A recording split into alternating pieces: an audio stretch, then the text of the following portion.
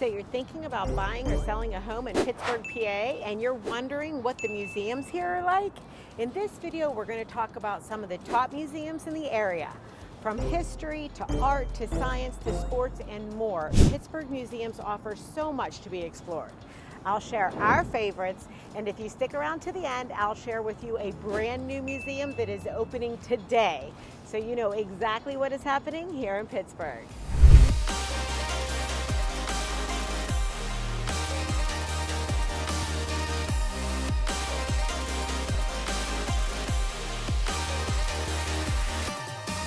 If this is your first time to the channel and you want to know everything about living, eating, and playing in Pittsburgh, then subscribe below and tap that bell for notifications so you can be the first to know about our current market here in Pittsburgh.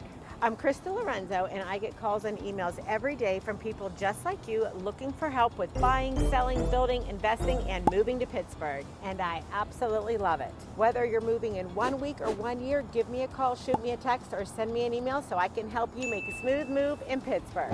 Today we are here at the Museum of Illusions in Pittsburgh for the grand opening. If you love art, culture, and learning, Pittsburgh is an amazing place to explore. With our wide range of museums and galleries, there's an endless list to explore, and you can learn about local art, diverse cultures, scientific advancements, and gain insight into the city's intriguing history, ranging from its involvement in the Revolutionary War to modern sports. In addition to history, there's museums dedicated to Pittsburgh-born figures such as Andy Warhol and Henry Clay Frick. From former warehouses to entire floors of skyscrapers, Pittsburgh museums come in a variety of forms. Whether you're interested in learning about the technologies that drive the modern era, exploring historical landmarks, or experiencing contemporary art installations, one of Pittsburgh's world-class museums has something for you. Carnegie Museum of Natural History is home to one of America's largest paleontology collections. You can browse exhibits that detail the history of anthropology, earth science, and wildlife. The museum's collection includes around 22 million specimens, including one of the world's most complete Tyrannosaurus rex fossils. While we have always loved the dinosaurs, the girls and I also love the gem and fossil room the best. The Andy Warhol Museum is North America's largest museum devoted to a single artist. The museum's permanent collection includes over 900 paintings and 4,000 photographs. You can head on over to the Senator John Heinz Regional History Center, also known as Heinz History Center, to learn about the history of Pittsburgh from its settlement to the modern era. Inside, there are sections that explain the Revolutionary War, Pittsburgh's steelmaking heritage, and the history of slavery in Pennsylvania. There's also an exhibition dedicated to the H.J. Heinz Company, as well as a separate sports museum. You can check that out in my video about the Strip District as well. Carnegie Science Center is a hands-on science and technology museum for kids and adults. You can gain insights into how science and technology impact all of the aspects of daily life, from food production to energy use. You can also peruse the exhibits focused on robotics, space, sports, and science. It's also home to a planetarium, a giant movie theater, and a World War II submarine. With activities such as zip lining, climbing, rope courses, the Science Center is perfect for people with kids and young teenagers. Our kids always loved going there when they were little. We actually had a family membership because we went to so many of the museums so often, and we went to the Science Center a ton.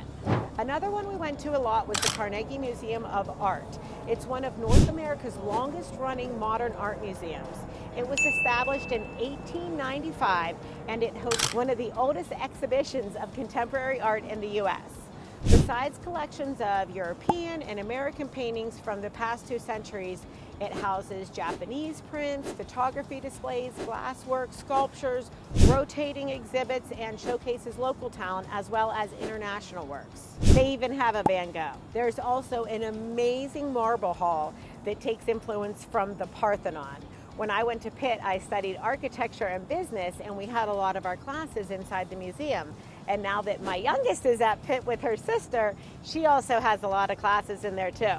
The Frick Pittsburgh is a cluster of historic buildings and local heritage museums. It's a collection that once belonged to the earliest 20th century industrialist Henry Clay Frick. Inside the 5.5 acres, you'll find museums such as the Automobile and Carriage Museum, the Frick Art Museum, and the Clayton. You'll also gain insights into Pittsburgh's steelmaking heritage.